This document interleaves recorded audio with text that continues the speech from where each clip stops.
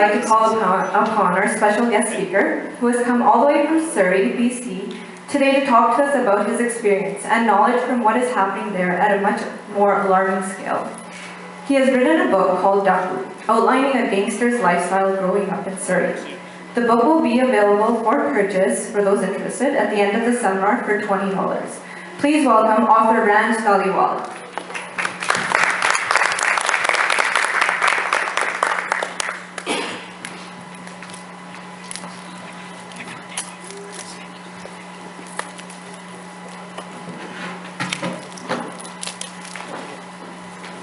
Hi, I'm Ranj Dhaliwal. I do a lot of these talks out in Surrey, in the Lower Mainland, on the gang violence and the gang issues. And looking around right now, I wish we had more youth here. I've done talks with, I think the most was about 600-700 youth in attendance. And seeing them glow during and after my presentation is one of the best things ever. It makes me want to do another one. But the thing is, I charge too much money, and not everybody can afford it. So I go to fundraisers, and usually fundraisers, like example, I went to a breast cancer fundraiser, and they're like, Ranj, you got 5 minutes. Talk. I went on for 15 minutes, passionately, about the problem we have with gang violence, this and that, and I was just told, get off the stage. Forced off the stage. But as Kim has mentioned, I wrote DAAKU. DAAKU is in English, beginning to end. There's no reference to a DAAKU whatsoever. There's very limited Punjabi in there, except for when the parents or the elders are speaking to the youth. Ruby Pandare, he's the protagonist in the story. Why I wrote this book? Let me just start off with that. There's a reason I'm here, and that's because I wrote this book, and I talk to youth, and I talk to parents. The reason I wrote this book is because, first off, I love writing. And I thought, what better thing to write about than the question that I got asked? Because I've got a goatee, and I'm pretty, in good shape, and I look like a thug.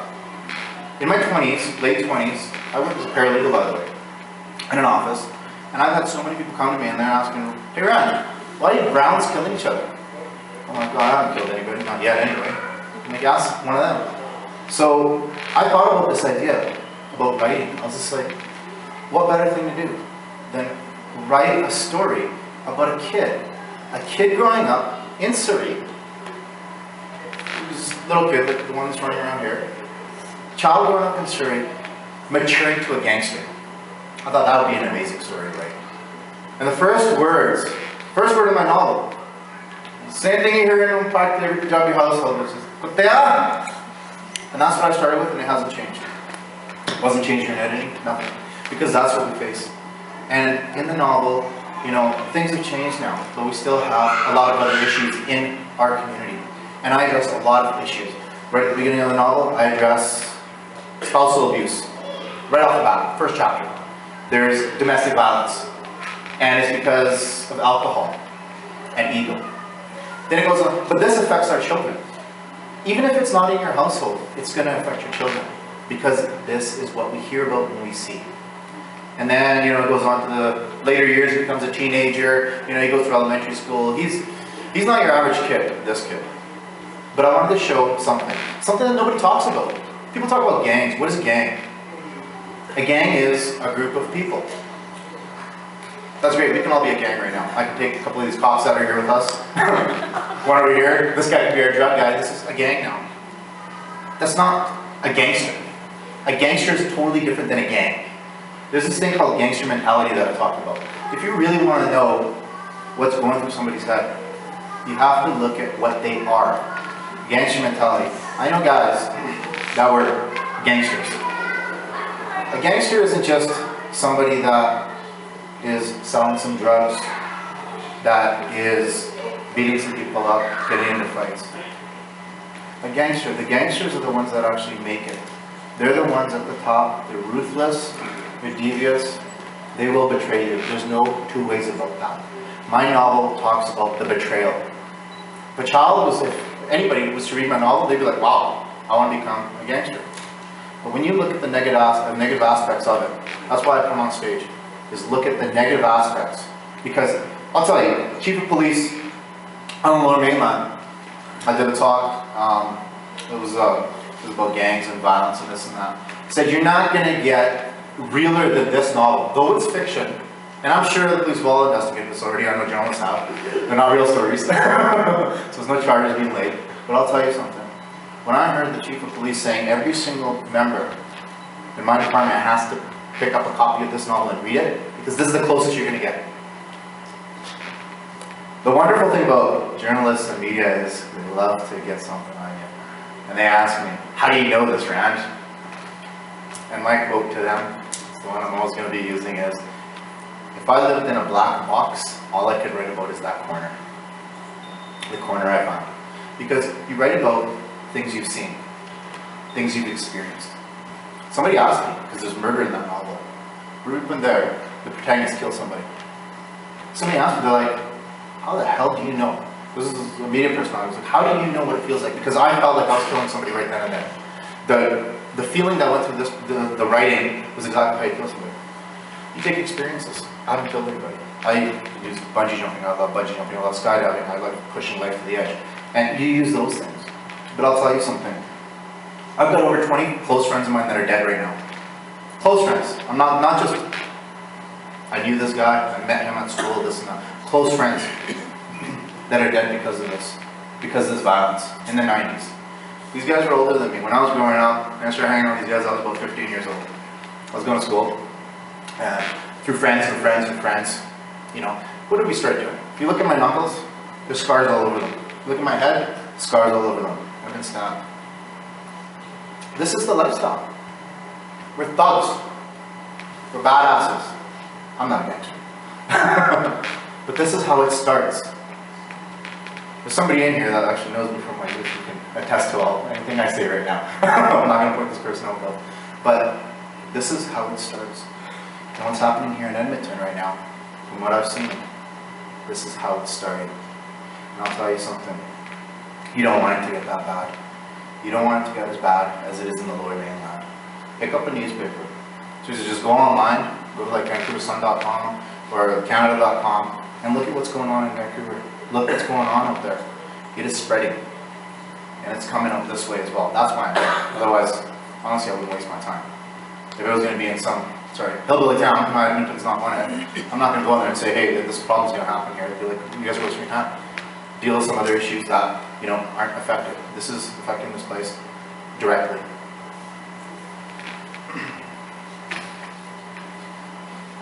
One thing I want to tell you though is, I know people come out and they listen to me talk, and they think I'm going to give you the answers.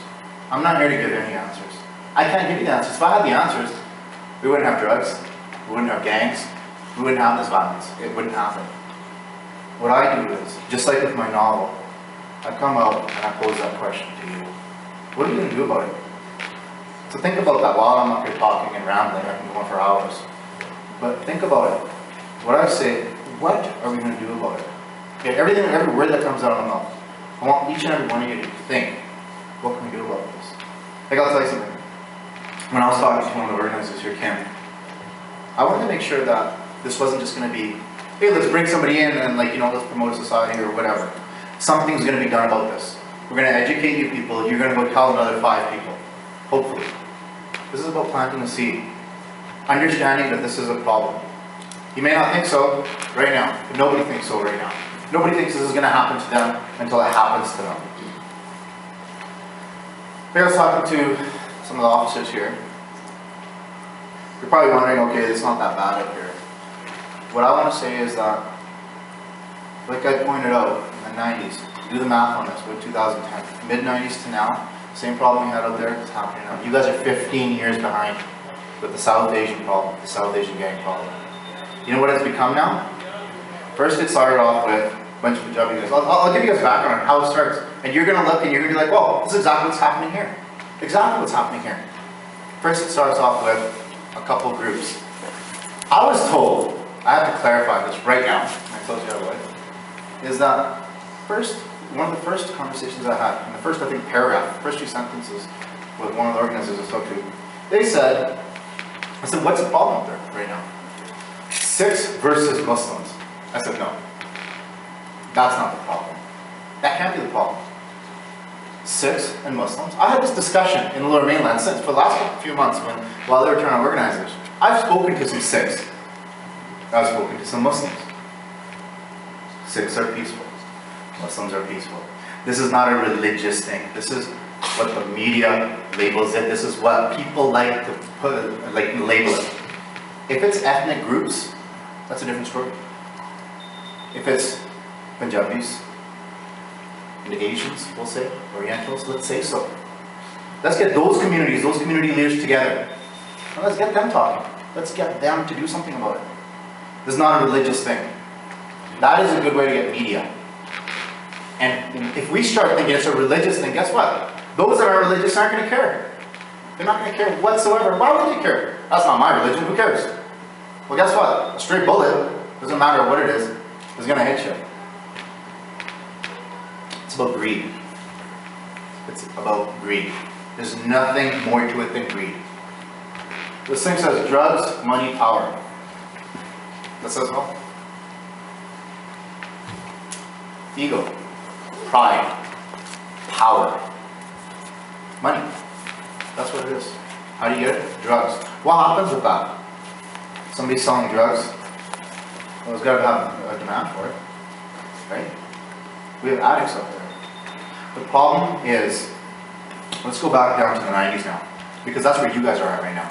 In the 90s, like I said, look at my numbers. Not saying I'm Mr. Tough Guy, but this is what we did. We got into fights. Guys drank. Then they started making little gangs. I can name off some of the major gangs, street gangs. You know what these guys did? They went around beating each other up with baseball bats and grass hockey sticks, because that was the cool thing to do, right? The Los Diablos, Clark Parkers, Barkada Boys, Posse in Control. Posse in Control. Who's going to name their gang Posse? PSC is a Punjabi gang out of Newton, Surrey. These are the gang names out there. Barkada was a bunch of Filipino guys. They didn't get along with Posse in Control because they're Punjabi. Wow, isn't that the same problem you guys have here? They're beating each other up, shooting each other, shooting at each other. Never killed each other. Drive-bys, left, right, and center. They're using Cobra whips, which are these wonderful batons that inspectors will show you. They're beating each other down. Then that was when they're 17, 18 years old. And then they realized there's money to be made here. And guess who's going to make the money? The tough guys. The ones that have made a name for themselves. Because they're the thugs, they're the gangsters. They've made themselves something now. That's what you guys have here. It sounds like it's an easy problem to control. Here I heard there was somebody who was throwing Molotov cocktails. If you want to hear about Molotov cocktails, that book's got Molotov cocktails in it. Right when Rudy's young, his house is getting Molotov kid, because he faced racism. And then what did he start doing later in life? He started using Molotov cocktails. I heard that those were being thrown around here in the last couple years. What's that going to turn into? Say there's 10 guys. They got problems with each other. There's 20, 2 groups of 10. Some of them are going to go to jail. Some are going to say, hey, I don't want any more of this. I met this one guy. You know, he's a so-called gangster. He went to jail once in his life and he is no longer a gangster anymore because he got scared while he was in jail. That's not a gangster. A gangster is ruthless, and trust me, you don't want to meet a gangster, because a gangster will put you in your place. What we have is a bunch of wannabes out there that need to be put in their place. And you know what? You're not going to see it. There was this video when we were kids. I know this drug presentation that you guys are going to see later. We had it when we were in elementary school. And then when we got into the later years, grade 6 or 7, there's this video called Scared Straight. We laughed at it. But the thing is, when you're in that situation, it was about high school kids that went into a correctional facility, and the inmates there, they're trying to scare the kids straight. When you watch this video, you're laughing your butt off. This is hilarious, right? Like the kids getting pumped. That's how it is in jail, though. I hear about guys that go to jail. These guys, about 220-pound steroid monkeys. They go to jail, they come back, their tail between their legs, saying, "Holy God, man, I didn't eat for a week. I didn't get bread." Bread. We can get bread in the buck at the store. These guys weren't allowed to eat bread because only the guys that ran the unit were eating the bread. Doesn't that sound funny to you? That's what jail is like. Kids don't know this.